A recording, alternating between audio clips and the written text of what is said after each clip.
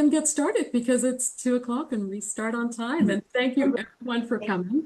It's actually really exciting to have our first author interview of the Corinne True Baha'i History Book Club. So it's very exciting to be here with all of you.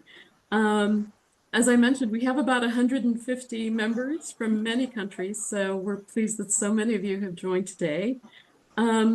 We're here to speak with Jennifer Wiebers about her book, Alma Sedonia Knobloch, and thank you so much for joining us, Jennifer.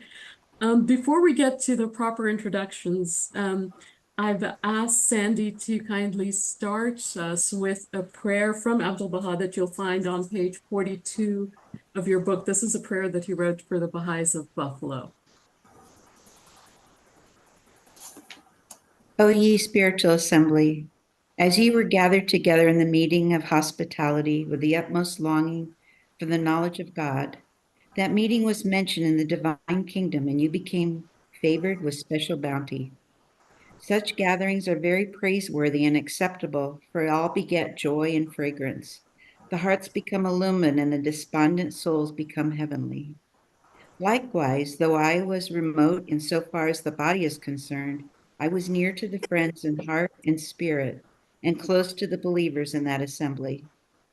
I entreat God that your assembly wax greater day by day, and the meeting of the love of God become adorned with celestial attributes, so that the confirmations of the kingdom of God descend continually.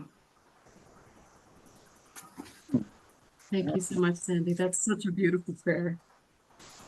So let me start with our introductions. First, let me introduce Jennifer with this wonderful, loving tribute that her husband, Carsten Wiebers, wrote about her. Jennifer Wiebers is an agricultural engineer by training, having worked on empirical studies in agrobiotechnology in the United States and Germany. However, her true passion lies in learning from outstanding figures in Baha'i history to develop communities and contribute to the betterment of the world. Her research into the life of Alma Knobloch was just as meticulous as her academic work. Jennifer collected and analyzed thousands of letters from Alma, her sisters, and related documents to reconstruct the story of this remarkable Baha'i teacher and her outstanding contributions. While studying Alma's life, Jennifer applied her knowledge to organizing and sustaining diverse Ruhi study circles of the Training Institute, serving Baha'is and the wider community for over 20 years.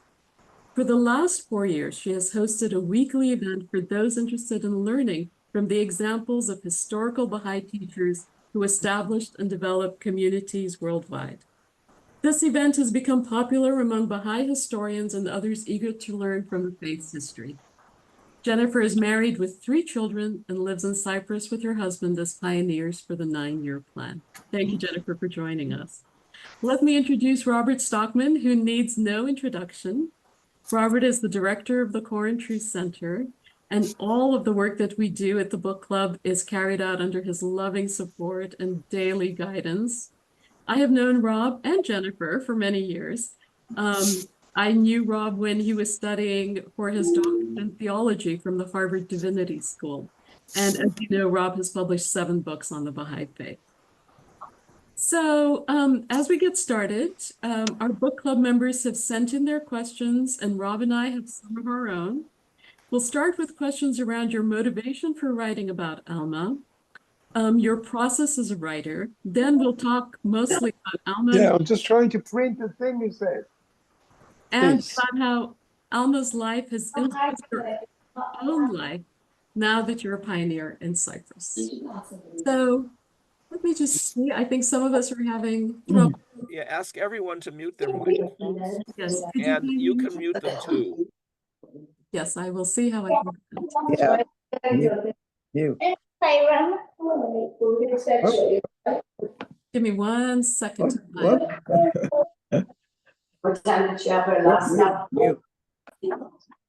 Looks like it's Sohail's iPhone. There we go. Let's see if that helped. Nope, it didn't. Okay, there we go. Wonderful. So with that introduction and some technical issues, let me turn it over to Rob Stockman. Rob, over to you. Get my microphone back on. Thanks. Well, actually, I want to start by saying, Jennifer, this is a very impressive book. I am extremely impressed by your thoroughness of research. You know, of course, when I wrote Baha'i Faith in America, Volume 2, many decades ago, I had included a little appendix. Did I include that appendix in the book about Germany, or maybe it was published separately in World Order? I don't remember which, or both. And you filled in so many gaps. And I'm sure you will, if you are still, you know, concerned about research in 30 years, you'll be very pleased to find other people coming along and filling in gaps you hadn't even realized you had left too, because this is the nature of research. We always build something and then other people come along and build on it. They clarify, they correct. And I'm very grateful for that. I mean, reading through the thing, I kept coming across names. Oh, I remember that person. I always wondered what happened to them. I was wondering how the Baha'is got all these, but how did the Baha'is end up in Leipzig? How did the faith end up in Austria? You know, and I had wondered all these things, and now you've answered all those questions for me. So that for me has been very exciting. And one of the things that particularly I was very pleased to read was this quotation: "The cause cannot be organized," that I guess Herrigel began to spread around. I knew that it had come from 1912, 1913, and I knew it caused lots of trouble later, but I didn't know where it came from. And so now you found that for us as well. And this is actually rather valuable, because this was one of the main issues during the early guardianship. Baha'is were saying, we can't have local spiritual assemblies. Abdul Baha said the cause can't be organized. So these kinds of details, you know, I'm immensely grateful to you for having put this book together, having written it, build this foundation, found just so much information for us, really fleshed out the life of Alma. I had heard 2 or 3 months ago that the first African-American local spiritual assembly in the U.S. was St. Augustine. I thought, I wonder how that happened. You answered that question too. Who would have thought? So really, so I have to start out really with extensive praise and gratitude to you for this book, and I'm looking forward to you know, if I ever write any more about the faith later on in its history, I'm sure I'll be referring to your book quite a lot. I have a couple of sort of questions for you. First of all, how did the German Baha'is react to the book? Is it available in German yet? And I would think they must be immensely grateful that the founding story is now recounted in such detail. Okay, thank you for the question. Thank you for having me tonight, everybody. My sister Julie is with me, and she also helped me with a lot of the research. In 2013, we went to the archives and scanned stuff together. So I just want to thank her also for her help. And I'll tell you about the German Baha'i community. Well, the thing is that the German Baha'is did not know their history. And I think that you had something similar when you wrote your Baha'i History of America, Rob, which is very helpful also for my research. How Americans didn't really know their history 100 years later. Nobody really knew who Kerala was, like he was way gone. And with this book, some people knew some things, but they didn't really know how it came together. And every holy day, it was always like a play about how Edward Fisher was a dentist and taught the faith to somebody, and the whole community came from Edwin Fisher, and people would wonder why this Alma Knobloch is mentioned by Abdul Baha. Why does he give her the credit and stuff, you know? And me the whole time working on this book and burning inside, but I knew that you couldn't just come out with it. You had to prove it, because it had gone way too far over the years. So when that's one of the reasons also that I was happy to publish also in English first, with very thorough investigation about the sources and everything of the information, because basically you had to turn around German Baha'i history. And one time May asked me, were you afraid? Because the Germans were afraid of Herrigel. And I said, no, it was Fisher. And she goes, oh, yeah. So, yeah, it was a rewriting of the German Baha'i history. And and elucidation of that. But Rob, your article in New in World Order had already explained that once before, but they didn't really see it here. So, yeah. And of course, you had the advantage of being able to read all the letters that she had home in German. I went through the archives, and I don't even sure I had time to read all of her letters in English, let alone the other letters she wrote in German with her terrible spelling. God bless her, which makes it all that much more quaint. A couple of other questions. I mean, I'm particularly struck by the fact that in 1906, when she arrives in Stuttgart, there are 3 German Baha'is plus Fisher and her, of course, making a total of 5. When she leaves in 1920, which is 14 years later, how many Baha'is are there in Germany? I was just guessing 300, and you said no, more. No, way more. But I mean, you see the pictures when Abdul Baha came 5 years later, you see the pictures of how many Baha'is were in Germany. And it was quite enormous. So it spread really like lightning. And there was really not any other Baha'i community really on continental Europe, because Paris was very much expatriates, you know, it was not local people. And Germany would just really took off before the war, but it was before the war, right? But then especially after the war. And before she left, you know, she's speaking in universities before crowds of 600 people. And Abdul Baha makes a comment about that being like for her a farewell, like from his side, that those people all show up. But there's a lot of receptivity, of course, when the war ends, you know, looking for new solutions. And there's the Baha'i, I think there's one chapter in the book where I kind of summarized the first year and how many people were joining. And basically the foundation of it was a whole church that became Baha'i. So the early Christian Science Church of Stuttgart, basically they became Baha'i, and with them their board of directors, including Wilhelm Herrigel. So, yeah, that was a big impulse. Yeah, that's and then they had meetings. They would go through who all they knew and their family, and they would meet together, say prayers together, and write letters about the Baha'i faith to all their family together as an activity in the community. And this activity, of course, spread then beyond the bounds of Stuttgart into local areas where all those people had family members. So they went after it quite well. Yeah. And how many communities, in some sense, if you include groups, do you think there ended up being in Germany by 1920? It sounds like there must have been 15 or so. Yeah, maybe. 20. That would be pretty accurate, I think, at least that.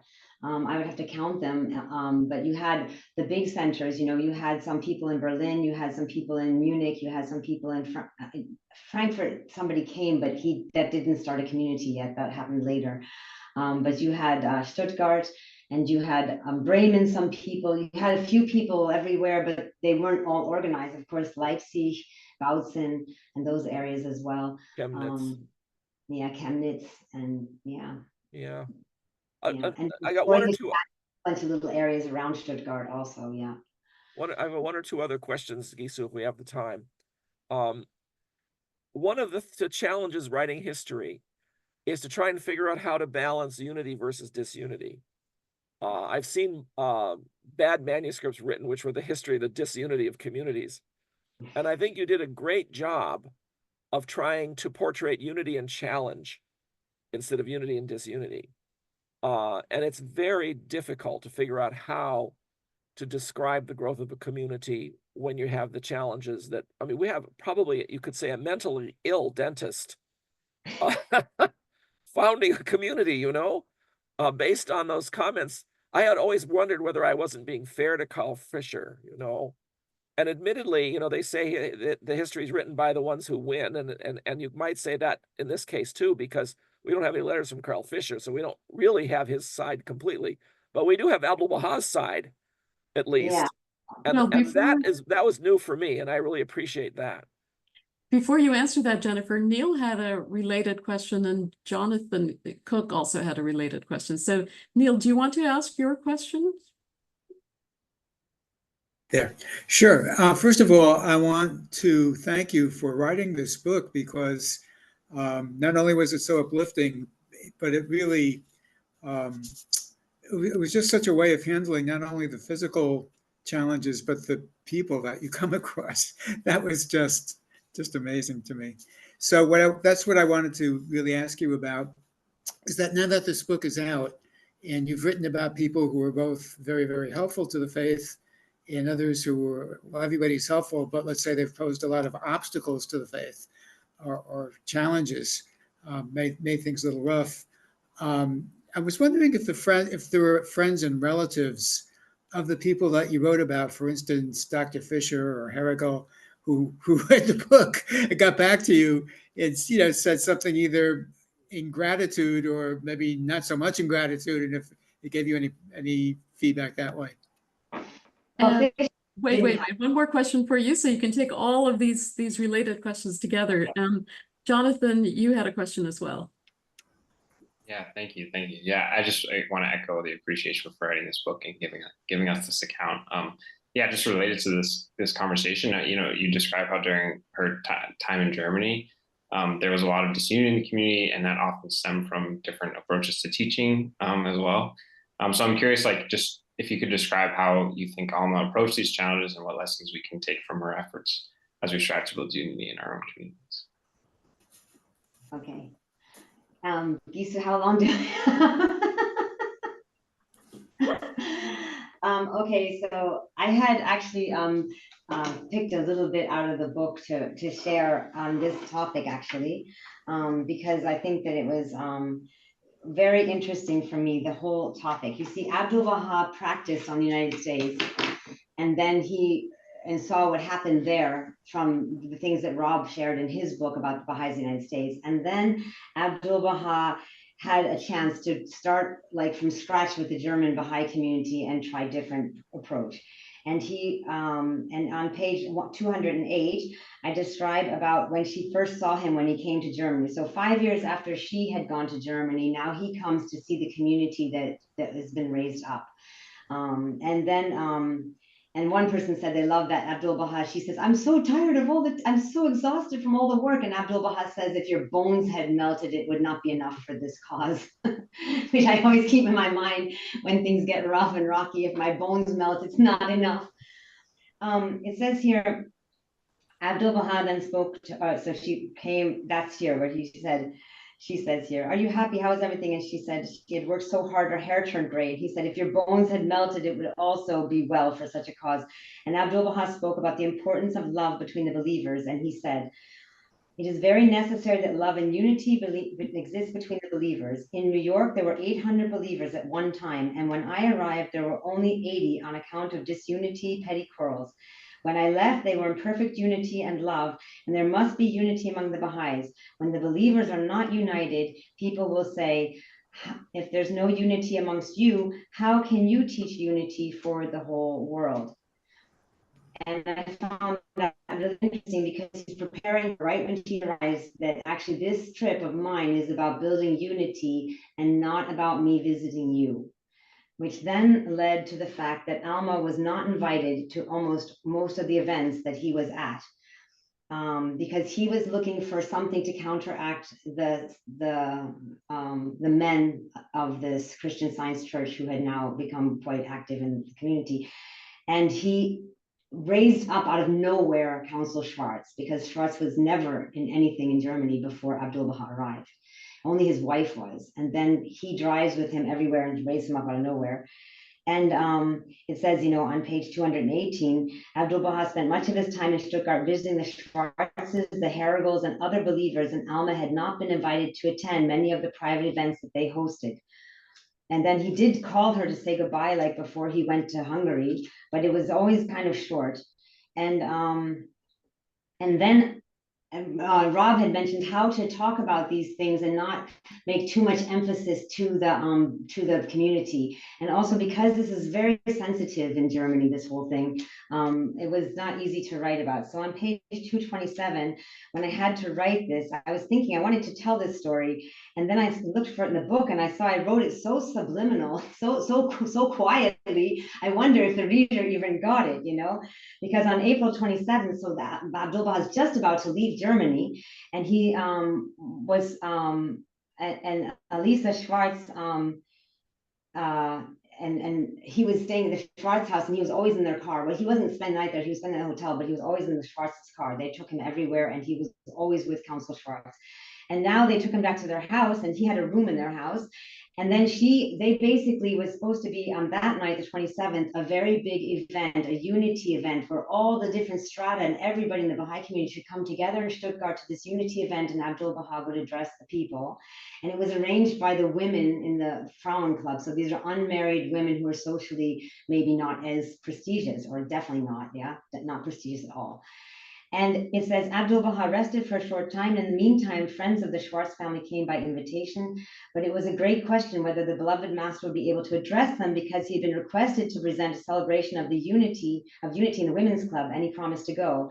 This is Abdul Baha was walking up and down the room in deep prayer. You can imagine he was praying. Actually, I have other letters, very loud. He was very upset because the Schwartzes actually. And then when he was asked whether he would honor those who were waiting downstairs, and how overjoyed they were when he entered their midst.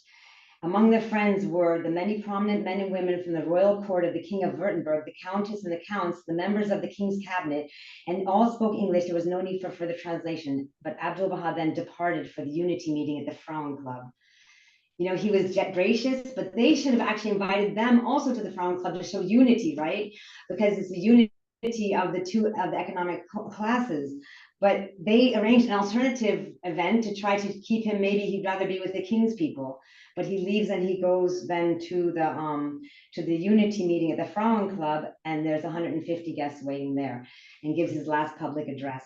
So not to make a big fuss about what's going on here, but you see the difficulties are going to be there for a while, you know. But Abdul Baha, in his example, shows them where the priority is, you know.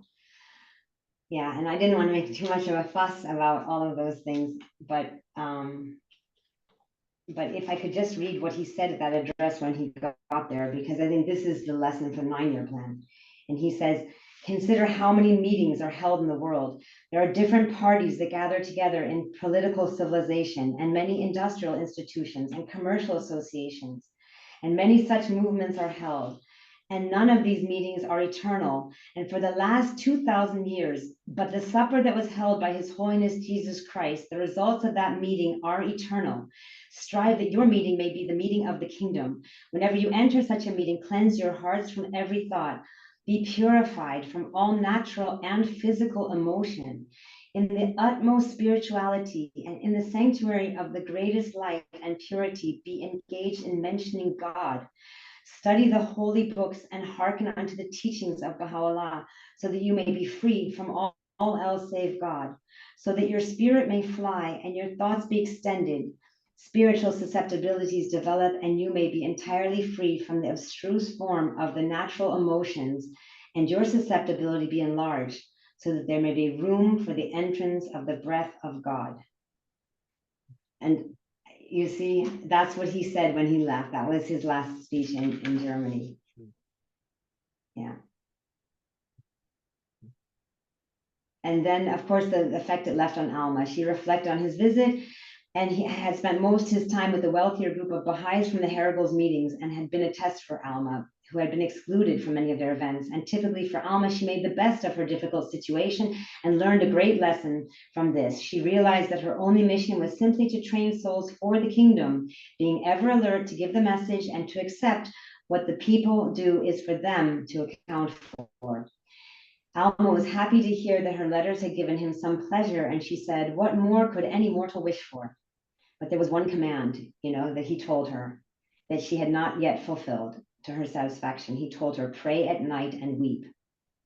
And she wrote, it's rather difficult for me at the time to understand just what he meant, and I understand now. I think it's the condition of the people in the world and how very few really understand his station. They commit to every trifling thing and prevent them from going forward and obtaining a higher spiritual station. In fact, the world is still very dark and submerged in worldly things, and having no interest for real spiritual truth, if there is no personal worldly gain for them to obtain. So pray at night and weep for the 9-year plan. Yeah, that's what I'm saying, you know, because it's only an answer to our prayers, you know, what we achieve or don't achieve. Yeah. but this is the unity factor, you know? Focus on the unity. Yeah, that's my answer.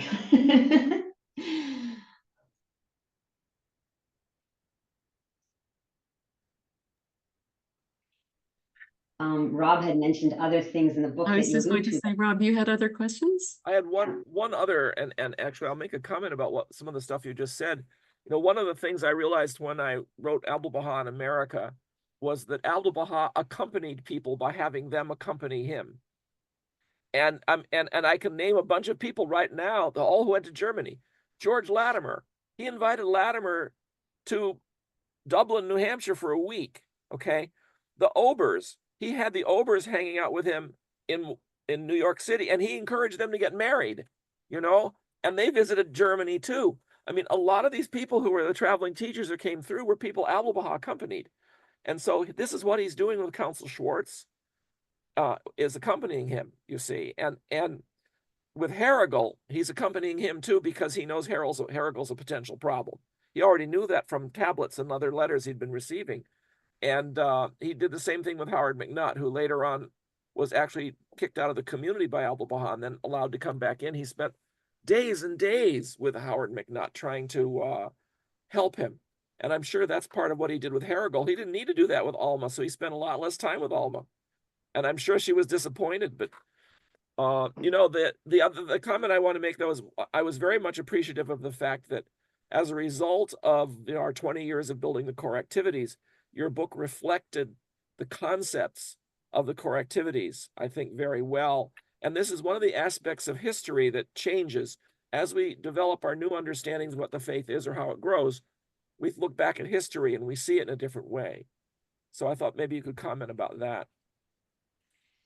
Yeah, so I think that it's an exciting thing that Alma did not want to go to Leipzig, but this was Abdu'l-Baha's wish that she goes there. And by going to Leipzig by herself, she shows her approach, how she works in a very clear way. That you could not say, well, Anna Kustlein is a niece of Hergel, or you couldn't, you know, because she becomes a very important Knobloch protagonist. But you couldn't say, well, maybe those are people Fisher met, or you couldn't say that, you know, something.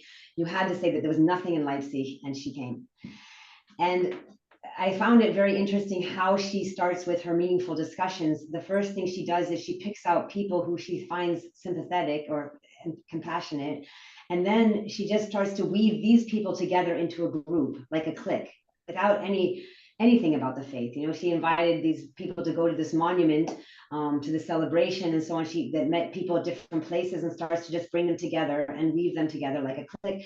And then she starts to actually, after that, she starts to introduce to them the faith. But the first day she had them all together, she said, I found a community kind of thing. Like she writes to her sister, oh, I found I found the people for this.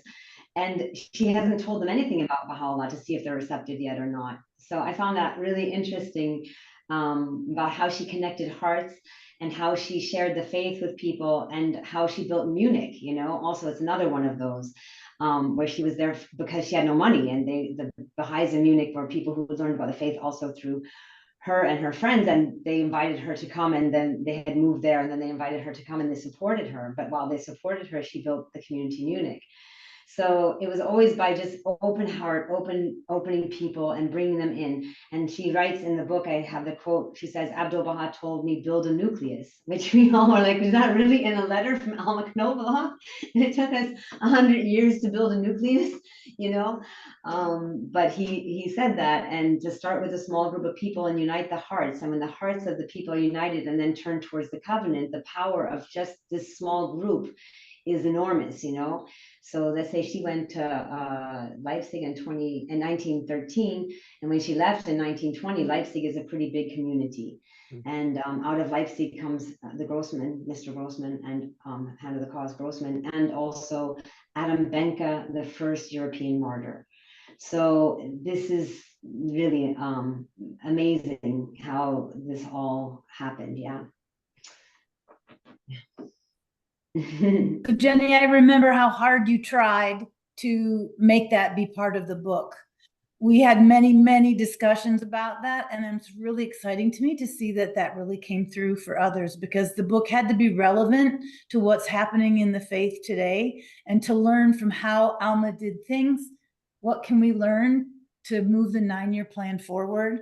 And it's exciting to see, because we had lots of discussions about that. It was not easy for you to figure that one out. Well, she's definitely did it perfectly, and I think we'll talk about some of those lessons in just a little bit. Before we leave the process of your writing the book, our book club member Nancy Nesland has a question for you.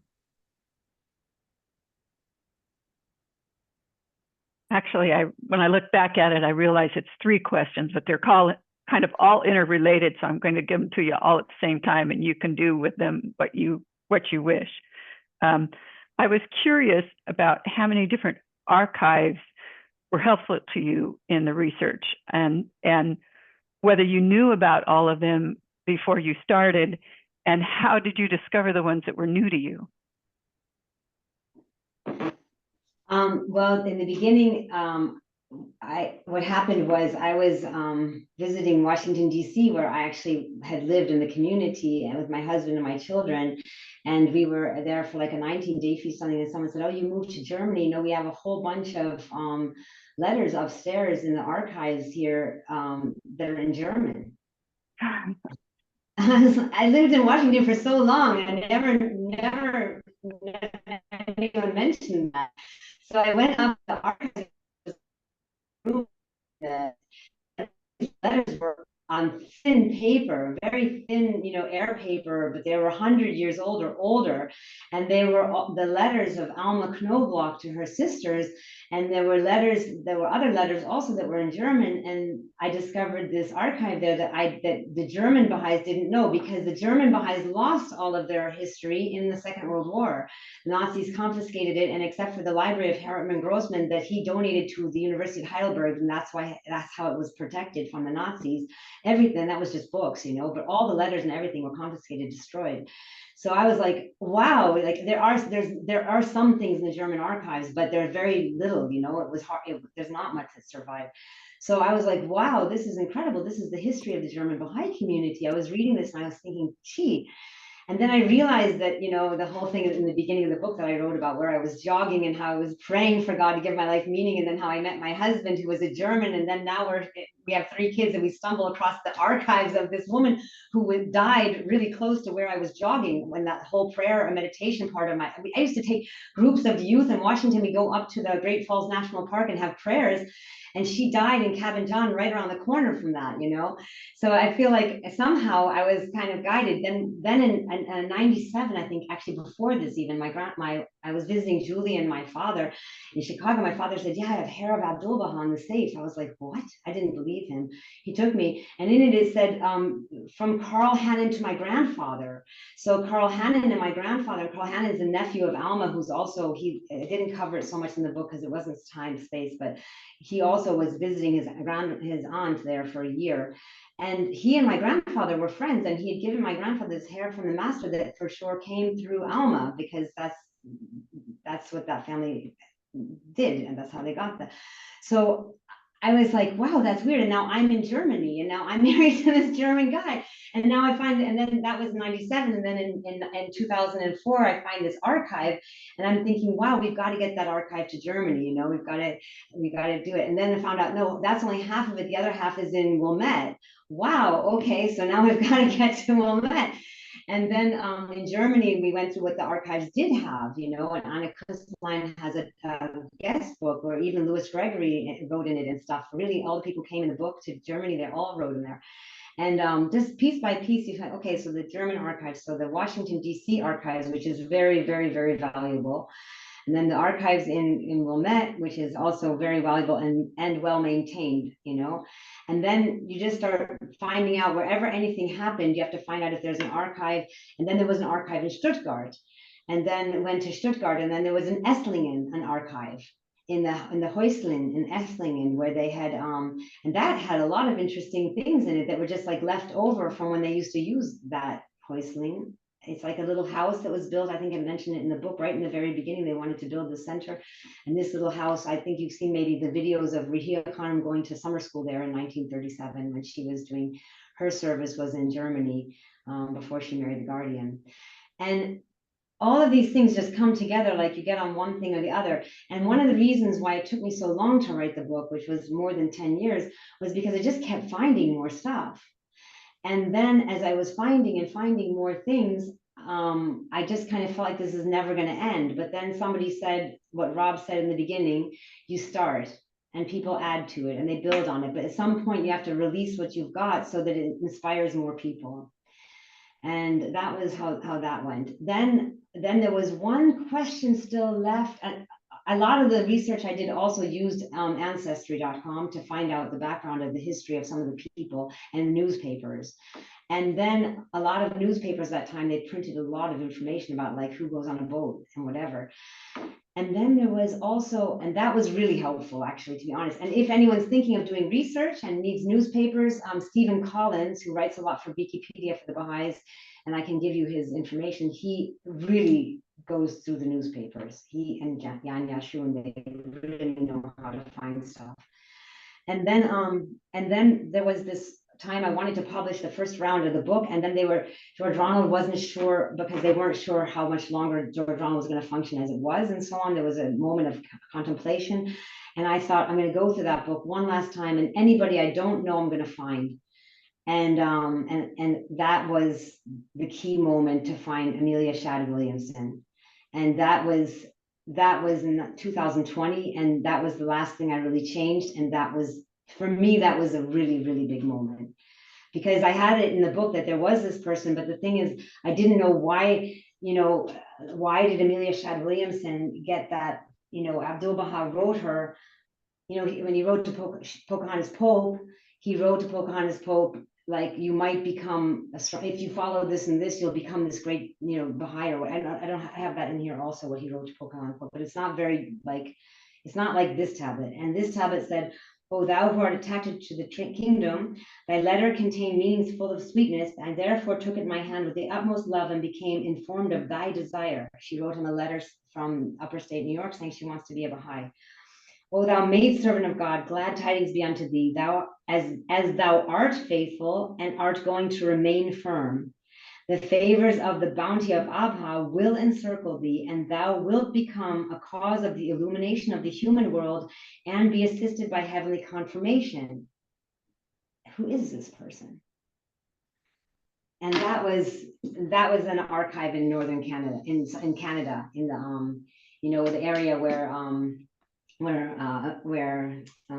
Anthony Burns and Harriet Tubman have their churches, and where the whole movement from the Civil War went to. And the Shadd Williamson, the Shadd family is very, very much a part of why there was a Civil War and of all the things that the Blacks did to survive. And Amelia Shadd Williamson is for sure the first African American Canadian Baha'i in Canada, And the reason why there's no response is because she died. And then I had that she died, but somebody else put on the internet that she had died a different date, which would have screwed everything up. But last year, Yabaha Pa, they found her tombstone and raised it. And indeed, she died right shortly after Abdu'l-Baha wrote that. She probably never got the tablet herself. But the character of this family and who they are will change the African American. If we they're really studied deeply for Black History Month. Their first African American woman to enter law school at Howard, the first African American professor. They had this newspaper that they had started to help the white people to understand that African Americans or Africans are not scary people. They had first one in some like Louisiana in a Congress elected, and all this family is amazing. And the fact that she became a Baha'i, and her sister Marianne Shadd Carey also would have if she was alive, but she had died in 1892. This is really important for the faith. So I hope people pick up on it and make use of it, that this is actually a Baha'i family, because this family made big contributions to the African American and African Canadian communities. Yeah. But that was, just to write in the name. Can I just add something on the Shadds? Yeah. I live in Westchester, Pennsylvania, which is where the Shads were raised. And the Shads were very important in the Underground Railroad. They were a free black family in Westchester, but after 1850, they even the father, who was Abraham Shad, and all the Shad family information is very prominent in Chester County history. That name comes up a lot. So the fact that one of the Shad children, and there were quite a few of them, and they all became illustrious people. But the first Baha'i in Canada, that is so, I just was loving that account in your book. I thank you so much for sharing that. You know, but they all ended up in St. Catharines because it was so unsafe even for free black people to live in the United States and in Chester County here in Pennsylvania, which was a very progressive state in terms of slavery at that point, but still it was unsafe. So everybody was in St. Catharines where it was safer. Well, I hope you go with that, because he says that the illumination, he says this all will happen as a result of your declaration, and then she died. So it's happening from the other side into now.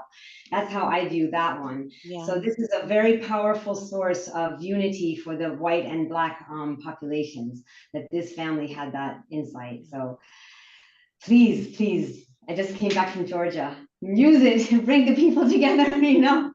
Yeah. Jennifer, let's talk about Alma and the parts of her life that were not in Germany, because she spent so much time, you know, doing other things, all of them, or at least initially, under the guidance of Abdul Baha, and then under the guidance of Shoghi Effendi, the beloved guardian. So could you tell us a little bit about her relationship with Abdul Baha and with Shoghi Effendi, and how that kind of influenced the different paths that she took in life?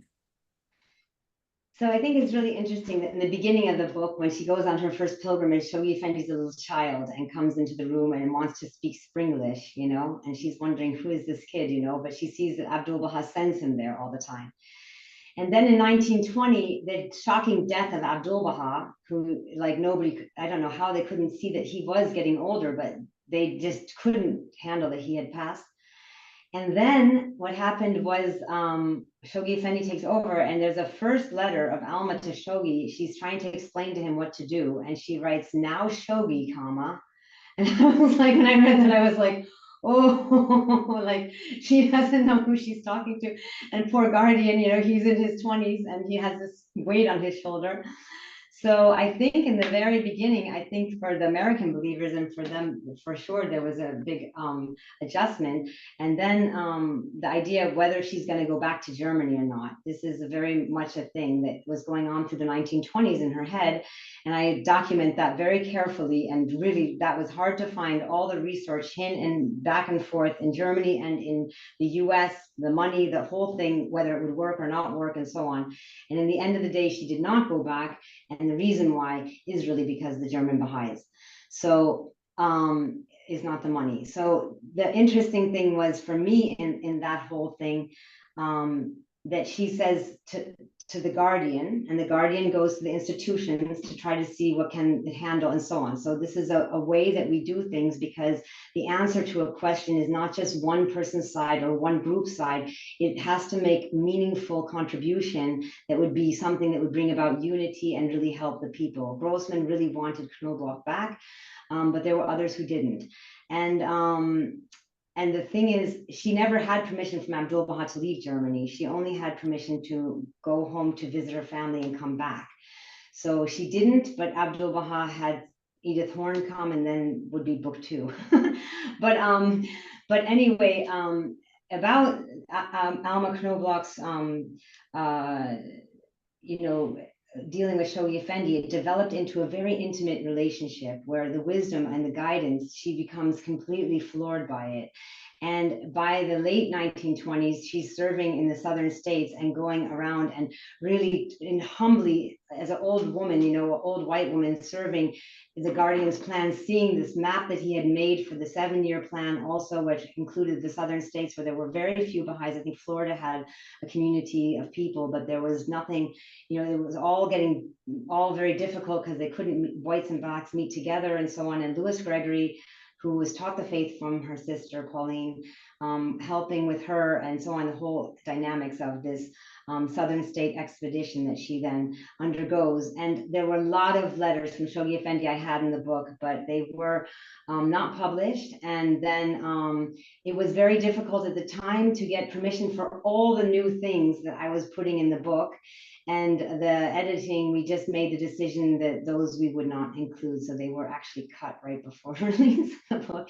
But if you had been able to put the letters between the two of them, the intimacy of it, and then of course he sends May Maxwell to see Alma. She goes to Washington, she goes and sees Alma, and she also encourages Alma in what she's doing. And yeah, in the end, it becomes quite intimate relationship, yeah.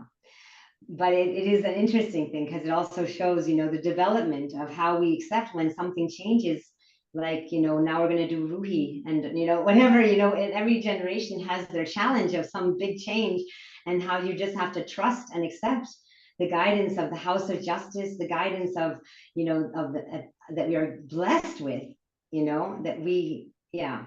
And so it turned out. Yeah. So let me ask you about your own inspiration from working on this book. So, you know, the objective of our Baha'i History Book Club is to enable each of us to really be inspired and learn lessons so that we can better serve the 9-year plan. That's why we're reading these books. So you and your family recently moved to Cyprus as pioneers for the 9-year plan. So how were you inspired to do that? By, you know, learning much more about Alma, and how are you incorporating the ways that she was teaching, the ways she was building community into the work that you're currently doing? Okay, that's a very deep question. Well, first, her picture and the picture of the master and the picture of Bahia Khanum, those 3 pictures are the direction I pray in the morning, you know. So I don't think that it ever really lets go when you really dive into somebody's life and see the path that they tread and how their spirit develops in their service, you know, what they learn throughout their service, and what really happens to the soul, because we don't have heaven and hell, we have transformation, and we're all starting from some place and transforming. So there aren't good people and bad people. There's just the opportunity in this life to transform into the person you want to be and give the service that you can. And he also tells Alma Knobloch, don't look at your capacity, like he says to so many people. Abdul Baha says, look at, you're out of the picture, not can I or not, don't use the I pronoun. You're just, the service asks for children's class teachers, then be the children's class teacher. If this, you can do that. What? So whatever the service is, you know, you take it upon yourself and try to do your best at any opportunity. Now, with the 9-year plan, what happened was basically we had the COVID, and then we had the lockdown, and then we had this thing in Germany where we had these online conferences about Abdul Baha's life. And I didn't want that to end with nothing. So I had started to think, my youngest daughter was doing year of service, and I was thinking, well, I would spend time doing little Zoom shows about the Baha'i heroes, because that's what I found so inspiring, and show it to her and her friends in the morning. And these things were 40-minute long and took actually 40 hours to make. And then I thought, well, if you go that level, then you can share it bigger. And then I started to have this devotional, and then on the Zoom, and then the devotional turned into actually the dreadful night where I logged in and the only other person was my husband. And I said, okay, but I'm not going to quit, because Alma never quit. She just transformed. She said, okay, you don't let go, but you know you're on the path and you're not getting the response you need. So you just hold on, pray, and let's see what happens. So I held on and I decided to add the stories that I was doing for the morning for my daughter who was doing year of service, to add those into the evening thing instead, and just to target that Baha'is understand more about Baha'i history, but it wasn't sustainable because I can't do 40 hours a week presentation. Then I started, Earl Redmond's a good friend, and I asked him, oh, could you come talk about your book? And then other people who wrote books, the book about the Ascension of Abdul Baha from Angelina Dilberto, you know her, and different people came as authors. And then I realized that the Baha'i world spread internationally in the last, like, since 1950s, hit the whole globe, has the Baha'i faith, and the people who did it are still alive. And then I started inviting pioneers to come tell their stories. And then I couldn't stand it when pioneering came back in the 9-year plan. And I had like fire under my feet. And I was telling Carson, we've got to go, we've got to go. And he's like, no, I have to work until, you know, my retirement. And I was like, well, then I'm going to go. I got to go. I got to go. And we were thinking Lebanon, actually, because it was a US goal. And then a year ago, I was in the US at the archives working on something else. And then my husband called me and he said, I can't believe it. They offered me a package. I'm free. And I was like, oh my God, I couldn't believe it. So I thought, all right, so where are we going? We're going. And then I came home, and in that month we talked to 4 different counselors consulting about where to go and what would make sense for us. And then we went to Cyprus in November. We thought it was pretty good. We went to a house that we stayed in, an Airbnb, long story, but and it was full of like mysteries. Like Luke Swat was there doing his concert on the 10 women. And then we were praying. We had a horrible Airbnb, and they sent a team to clean it. And this teaming, you have to know there's like 15 Baha'is or 20 Baha'is that are really active in Limassol. And this team of cleaners, they come and they're cleaning the windows. And then we always were starting reading the stories of the 10 women in Shiraz and then praying together every morning. And then he said, what should we do? We should go in another room or something, but there was no place. So I said, no, we're just going to do it here. And then the woman cleaning the window, 15 Baha'is in Limassol, she turns around crying and she says to us, I'm a Baha'i. I'm from Iran. And we were like, what? And just in the middle, like, and the person she was working for was not like very friendly, you know, and it was like, what's going on here? And the next thing you know, we're like hugging each other and crying and tears everywhere and just like, oh my God, oh my God. So, and she's like, I'm from Shiraz, you know, so this was really crazy. And there were just all these things that happened that, like, then after that, we moved out of that place. The next place we went to, we liked it, but we wondered if it's too cold in the winter. We went back in January, and the guy, it was perfect. And the guy said, you know, he lived in this big house in the middle of this complex. And he said, you know, I'm going to try to get back together with my wife. If she accepts me, I give you the house. And we were like, oh, because they had divorced. And then she did accept him. And then he said we could rent the house. So then we had everything, like Baha'u'llah took care of everything from top to bottom. We went home in January and told our kids we're moving. And after 30 years of living in the same house, we packed everything up and we were gone. And the movers came 3 weeks later and we were gone. We had the training with the board of counselors for all the 9-year plan pioneers to Eastern Europe in the Yamiha time period. And by the beginning of the fast, we were on site in Limassol as pioneers, 9-year plan. And I tell you, we didn't do it, you know, just so much prayer and trusting and that was also something in the Knobloch book where Abdul Baha said, you know, you start the day with prayer and then you see what happens. Not attached to expectations or results or what you think is going to happen. Your incentive is pure, your direction is open, and Ya Baha'u'llah, guide us, protect us, do with us as you want, you know. And yeah, so this has been just really so much trust in God and so many things to thank God for, you know, so many bounties, you know, so many blessings. It's so many to recount, you know. Somebody wrote to me today, something happened in the community. It's a miracle. And I said, everything in this faith is a miracle. Every single thing. Yeah, so now I'm one of the pioneers who also gets to experience these more and more of these miracles firsthand. Yeah. Yeah. That is so incredible. Such an inspiring story. Rob, should we open it up to questions from our book club members? Yeah, I think so. Why not? I asked my questions. Though I will also add one more thing, Jennifer, I was very appreciative that you mentioned John Eichenhauer at the end. Is he, and I think he may still be alive. I don't know. Did he pass? Last year. He passed last year. He was what, 100 or so? Yeah. Yeah. Yeah. It's an amazing story. This is the GI who found the Baha'is in Stuttgart after the war ended and helped get the Baha'i community reorganized. So, what questions do people have? Yisu, go ahead. I have a comment. Can you hear me? Yeah. Go ahead, Kelly. Hi, Kelly Clark Bolden. I'm sorry, I'm driving. I got stuck during the storm, so I just had to be driving during this. But I was so inspired by the book, but I'm even more inspired by the talk. And I want to thank you so much. And I was visiting the Baha'i friends in Cyprus, and I just missed you. I heard all about you. But I wanted to make a comment about Fanny and how none of this would have happened without her support all those years.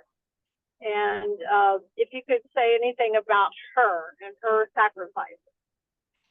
Definitely. So in the very beginning of the book, I talk about the whole family, and that there's this family works together. So it's like fingers of a hand. And there's a quote from Abdul Baha where he explains how a family should be. And that means if anybody in a family wants to raise up and serve the faith in some way, the whole family has to help that person to serve. And I think in light of what the House of Justice is writing about youth right now, I think that we should all take this really to heart. If our children or grandchildren would like to do anything for the 9-year plan, that we make sure that they don't miss out on that opportunity. Someday the faith will be everywhere, and the door will close. It won't be historic anymore, you know. And they have this time to be a youth and make this historic contribution to the history of mankind. And so it is with the Knoblochs, that when any one of them wanted to serve or do something, then the others all supported them. So Alma came home because Fanny had this intuition, I need to go to South Africa, which came out of nowhere. And when Alma came home, Fanny wasn't going to pay anymore. She paid 13 years. There was a Baha'i community in Germany, and they were all doing their thing. So Alma had done her heroic contribution, and Fanny had supported her all those years, and now Fanny wanted to do hers. And there's really an amazing testimony of that, because as far as I know, from Agnes Carey is the only Baha'i that really survived from the time of Fanny Knobloch to the time of William Sears and Company in the 10-year crusade. So it's like, you know, you make such an effort, and then maybe there's going to be 1 or 2 people sometimes, you know, you can't control the quantity, or, you know, but Fanny was really, they were like really close sisters. And because these sisters were never together, because they were always serving all over the place, they were always writing letters. And these letters exist. And anybody who can read Fanny Knobloch's handwriting wins a prize. It's really tiny and really hard to read. But her, Judy Hannon Moe has tried that and has tried to put together a book on Fanny, but has not yet been published. I think there's much more work to do on Fanny. She's a woman way before her time. She's way before her time. She was a working woman as a salesperson in the pharmaceutical industry, and she's just an absolutely amazing person. And also how she becomes Baha'i, and the whole family really becomes a Baha'i because one of her people that worked for her became a Baha'i and was praying every morning for the Baha'is of Iran and for Abdul Baha. And this woman was doing a horrible job on the job. And Fanny called her in her office and is like, what's going on with you? And then she tells her, I get up really early to pray for Iran. And she's like, what are you doing?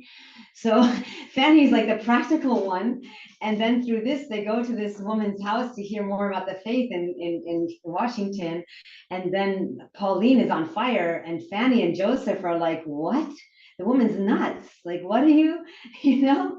And then, of course, Mirza Abdul Fazl does the first Rilagui Institute, where he gathers together the early believers, and all of them go to really important places. And he knew that they would. And he says, And they sometimes run until midnight and sometimes until the sunrise, that they're studying the writings of Abdul Baha. And in the very end, Mirza Abu Fazl says, now I've told you all I can tell you. Don't turn to me anymore. Now you're Baha'is, and the center of the covenant is Abdul Baha. And check out, yeah, Mirza Abu Fazl, you know. And so Fanny and Pauline and Alma, they all went to these things with Mirza Abu Fazl. And this is really, really absolutely incredible how they were trained, how they were taught. They memorized quotes, they used those quotes when they talked. Alma then took over the Sunday school class in the church and was teaching them about Baha'u'llah with the guidance of Mirza Abu Fazl, who accompanied her into those Bible classes to prepare her so she could teach. The church started, the priest kicked her out because there was just so many people that were thinking Christ had returned. They were the first people to get kicked out of the church, Alma and her mom, you know. And as far as I know, I don't think anybody else did. It was 1904. And yeah, that's all because of Mirza Abu Fazl. So the whole thing, the whole symphony of what there was in the Baha'i world came together to raise up this family. Yeah, it's really funny. And just recently I learned how Mirza Abu Fazl was coming back. He was the first in Central Asia. He taught the Buddhists, he taught the Christians, he was the first one to teach all these different groups. And he came to Haifa, and everybody thought, oh, he's going to be the one to go to America to replace Kerala. And everybody thought so, and it seemed like everything was good. And then one day, Abdul Baha wouldn't look at him, wouldn't talk to him, wouldn't look at him. If he came in a room, he would leave. And everybody thought, what did Mirza Abu Fazl do? And this is what a story that was told from a believer, and everybody dropped him, you know. And then Mirza Abu Fazl told them when they asked him, what did you do? He said, I don't know, but if Abdul Baha acts like that, I must have done something, so turn to him. And this went on for a really long time until nobody liked him anymore at all. And he had no friends. And on that day, he walked into where Abdul Baha was giving a speech. He walked into the back of the room and sat very bescheiden, you know, there very humbly in the back of the room. And Abdul Baha stood up and said, Mirza Abu Fazl, you're going to America. Because he knew that he was true through and through, that even if everybody turned against him, he still would not try to backbite, would not slander, would not try to tell people his side, would not insinuate that Abdul Baha had done anything wrong. He would stand by Abdul Baha no matter what. And then he said, you're going to America. Yeah, and now he and Lua are buried together in Egypt, and it is my big dream to go and say one prayer at the feet of the father and mother of all Western Baha'is, you know. Yeah. I put a link to Judy Moe's book about the Hammonds and Knoblochs in the chat. So if you're interested, do please look at that. And you can also find it on our resources for this month. Rob, I don't know if you can see the raised hands, but Christine and Nancy have questions as well. Thank you. Thank you, Jennifer. This has been absolutely wonderful. Just like the cream on the top of being able to read the book. And I'm especially intrigued. I mean, among many, many, many things and many wonderful questions that come up, I'm especially intrigued by your mention of all of the letters of Shoghi Effendi that you had to cut. And so my question is there any feasibility of it actually being created into another book or something like that? Or is it not big enough, or is it not pertinent? I mean, the letters themselves, you say, are showing the connection. Yeah. We waited a long time for Haifa to give the permission for all these publications because these were unpublished tablets. So that's where it started. The book started taking a long time because of that. That took a very long time. And so therefore, and then Angelina Dilberto's book came out where she just said in the preference that these are tablets that were written under these circumstances. They were letters written to people. And this is what the translation of the Times read. But whether that's exactly what Abdul Baha would have meant or something, we don't know, because this is how they were translated for the people of that time. And with that, May Hoffman said, let's go ahead and publish this under that. They got permission from her to publish like that. And then, but with the Guardian stuff, it was like, they were like cables and stuff like that, and it would have taken longer. And I think that was really a call just to get the book on the shelf. Yeah, and it is being translated into German right now. They've been working on this for a while. We wanted to find what tablets were originally in German that were already being put back into German and whatever and so on. And it will come out this year, I believe. I just So, but all of the letters between Alma and Shoghi Effendi that you said comprised and showed this beautiful friendship that they developed, despite the fact that she just said Shoghi at the first time she wrote to him. I thought that was, yeah, now Shoghi, right? Like an older woman would do to a young person, right? I thought, is it possible that could be its own volume? Is it cohesive enough for that? No, it's not, it wasn't really so much. It was the excerpts that would have made the story of the unfoldment in the South a little bit clearer, that he was actually unfolding the faith in the South. Okay. Do you know what I mean? Like, same thing with Abdul Baha. He was the one building up the German Baha'i community. She's Werkzeug, or a tool, you know. She's in his hand. And the more that we put ourselves in the hand and trust in God, and that's, I think, Ruhi book 6 about, you know, when you are on fire with the love of God, that it flows through you, and that is what the light that attracts the people. Mm-hmm. This is the same thing that we're talking about. So it's the forgetting of self, going forward with trust, see who you meet that day after you've prayed like crazy, you know, and trust and go forward, and no one's going to cross your path who's not meant to be there on a day like that, you know, and so on. So, but he's guiding her, and he's also getting, there are institutions that aren't reporting. That was the main thing. And so he didn't know that there were Baha'is in some of these southern states. They were not being reported. And so in the end, he's so excited to find out, oh, there's the whole thing going on there. And then the fight, you know, Nell Golden, who was who lived her life to take care of actually Rahia Khanum, and she's still alive in Haifa. Her family becomes Baha'i down there in the south, and so on. Yeah, I noticed that. That was a thrilling thing to read. Thank you ever so much. Thank you. Nancy, did you want to ask a question? You have to unmute. I just had a comment how much I appreciated some of the things I could learn from Alma's example, and some of the comments that you put in that highlighted her methods, right, that we were talking about. And one of them was page 207, where the master moved with the will of God under the protection of Baha'u'llah. No man could understand, control, or capture that, because, you know, when he went and traveled, the German Baha'is were like, okay, here's the program. We're going to go there, and then we're going to go there, and then we, you know, and it was like, well, inshallah, God willing, maybe we'll do that, you know. And Abdul Baha, as you're saying, personally, we can do, get up in the morning, you pray for guidance, and then you see what happens and you go with it. So I have used that method in my own life for many years, but I didn't realize until I read that Abdul Baha actually was doing that too. And it must have been a scramble for some people to, you know, accept that, okay, but we're not in charge here. The Holy Spirit is in charge, right? Yeah. That was great.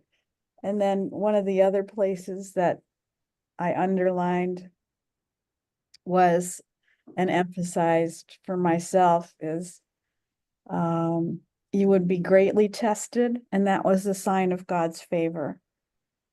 So she was told that. Pauline wrote to Alma. How true. We need to remember it's a blessing. Yeah, he said nobody throws a rock at a barren tree. Yeah, right. The other things. So I appreciated how you weaved those things into the history as well. Yeah. Thank you so much for this book. Thank you for reading. Thank you for reading it. You know, I met Gisu years and years ago, and there was a book club in Northern Virginia. Do you remember? And we went there together and read books together. And there was the deal that you didn't have to read the book, you had to have an opinion about it. And they had such funny discussions. That's not how this book club is. We have to read our books here. So. Maybe I can add to the learnings we are discussing here, Jennifer and I, as pioneers here. Yeah, I mean, the first thing which really struck me also as a reader and now being pioneer is to what extent she just really followed the guidance of Abdul Baha, you know, unconditionally. And yes, we pray in the morning, seek guidance there, but we have the 9-year plan, we have all the guidance from the Universal House of Justice, and following, if you wish, the example of Alma, if we were to do the same thing in line with the messages we get from the house, it would shorten many consultations you may have in certain communities. That's one of the learnings. The second one, which was a bitter pill for me, was that she is describing how much work it was, that she was really working from morning to evening every day. Now, you know, as Jennifer mentioned, as a retiree, that's kind of the bitter pill for me, that now as a pioneer, I'm following her footsteps, I would have to also work hard from morning to evening.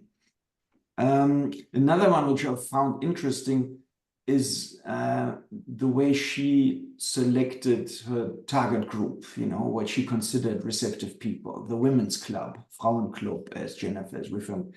These were underprivileged individuals who may have detected right away that they have also something to gain. Of course, we all believe that the message is for everyone, but of course, the more receptive ones might be who detect right away that by adopting this, they become equal to others with maybe higher social status, even though it was a challenge to integrate and unite these different classes, but to identify receptive population, as we always read. And these examples there of Alma I found very impressive. And then the last one is the persistence, you know, the continuation, kind of, you know, steadfastness on the path to do these activities all the time, repeatedly, independent of setbacks and so on. And then now maybe one which we also discussed, Jennifer and I, many times. She has her method, making friends in the beginning, right? And then inviting to public events, right? And relatively quickly, you know, once she's in Leipzig and then Gera and all these towns, she makes acquaintances for some time, but then she has the courage to make the next step. She doesn't give herself the time to become friends for 2 years, 3 years, because she doesn't have that time. So for me, that's also a reminder, you know, yes, you make your friends, and then you have to have the courage to make the next step and tell them what this is about, right? And we do have these discussions here based also on recent messages, house messages, yes, to become friends, and we don't need to really address the Baha'i faith as such and Baha'u'llah's claim, and we can integrate them into core activities without them really knowing too much of the background or even becoming Baha'i. But if you're on your pioneering post, you realize, especially with such a small community, Jennifer mentioned, you need to have members. You know, let's face it. I mean, if you just have 10 people and you want to reach in every country a 3rd milestone cluster, and you have to have so many events and so many protagonists, it doesn't work to engage 100 people if you have only 10 Baha'is, right? So the relatively systematic and quick path she was choosing to develop all these communities is a fantastic blueprint also, and an example to put into action what the plan is about. Inshallah. Yes. Not so Jennifer, easy. can I ask about the German Templars and Yeah. their interaction? You did touched upon it in the book, but I wasn't real clear how much a part they played in that formation of the early German Baha'i community. So the Templars left Germany around 1850, and I think that really they were the ones who went and built Haifa. They set up irrigation systems, they built houses, and they actually modernized and developed Haifa that was kind of like a Christian community that was really nowhere really. It wasn't, they didn't have irrigation, they didn't have a lot of the things that Germany had. They brought with them technologies actually. And the Templars lived in Haifa until after the First World War. They were asked to leave because they had been Germans, and now Germany lost. They were allowed to choose two places to go. One of them was Australia for some odd reason, I don't know. And the other was Bad Mergentheim, Germany, which was the most ironic thing because Bad Mergentheim is a city, a Kurort, like a spa or area that was developed and built and designed and everything by Council Schwarz. And Abdul Baha spoke in went there also with the Schwarz family and spent, I think, 2 nights in Bad Mergentheim. It's quite beautiful. You can still go there today. And in the park, after he left, they erected, the Baha'is of the time, already in 1913 or 14, they erected a monument to commemorate Abdul Baha's visit to Bad Mergentheim, which of course the Nazis removed.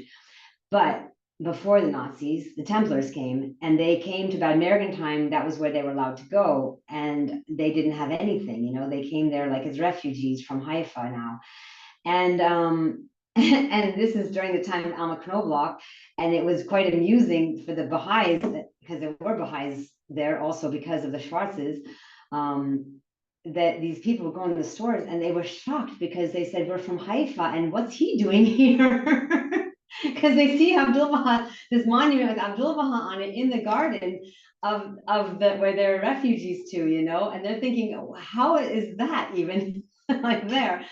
But I don't think many of the Templars became Baha'is, but there's one important family that definitely does, and that is Falsher, Dr. Falsher, who was Shoghi Effendi's doctor as a child. And now she is living as a Templar, and she actually lived in the house of the Schwarzes, rented an apartment there at one point during the Second World War. And there is somebody working on her story. I think there are a few people trying to put this together. But Dr. Falsher is a Templar from a Templar family and stuff, and she comes back to Germany and does become actually a Baha'i and a member of the Baha'i community. I think it's Stuttgart. Yeah, funny, huh? But they come back and they're like in the park walking around like as refugees in this place, and they see a monument to Abdul Baha, because everybody in Haifa knew him, and they would go in the stores and they would ask and they'd say, what is that? And why is he here? Yeah. There are still Templars, but not so many. But Alma's family also had links to it, and so did Fisher's. That's important too, to the Templar movement. Yeah. Wonderful. That was just so inspiring. All the stories that you tell and all the depth, and it's so interesting to see how you and Karsten have incorporated it into your lives, the lessons that you've learned from the book, and I hope all of us can do the same. Those of you who are part of our book club, and I think that's everyone, that we're reading this book, Arising, about Kevin Locke. That's our October selection, and it's fantastic. I have to say, I had met Kevin and really admired him. I didn't expect the book to be as interesting as it is, and it's a very easy, very great read. So please join us. A month from now, we have a discussion with his wife and the co-author of the book, and it's going to be just great. Rob, do you want to tell us about what else is coming up with the Corinne Tree Center? Well, we've got an introduction to Persian course that starts on October 15th, and we've just made a decision to offer Arabic too. We'll be starting Arabic 2 at sometime in November, and we'll be offering Arabic 1 again, probably in late January, early February. We're not quite sure when that's going to happen. Other than that, we will be offering a course called Writing Histories and Biographies, probably starting in probably February, maybe January. The schedule will be fixed in the next month. And that's for anyone who's working on either a book, or they want to write a short biography of maybe someone in their family, or they want to write a history of their local community. Christine was in that course and has been working on a book twice, and she's working on a book. I'll let her tell us about that someday if she wants. And other people who have actually published books have also taken the course. So that's another course coming up, and we will also be in 2025 offering several courses on the writings of Baha'u'llah, another course on the letters of Paul and the other epistles in the New Testament. And I'm not sure what else, but we're hoping to put together quite a lineup of about a dozen courses, maybe as many as 20 in 2025. Well, thank you so much, Jennifer. Thank you to all our book club members. Thank you, Rob, for guiding us and helping us and supporting us, and look forward to engaging with everyone again in the end of October on the book Arising. Thank you so much. Bye-bye. Thank you very much, Lisa. Thank you, Rob. Bye. Thanks a lot. Thank you, Jennifer. Really.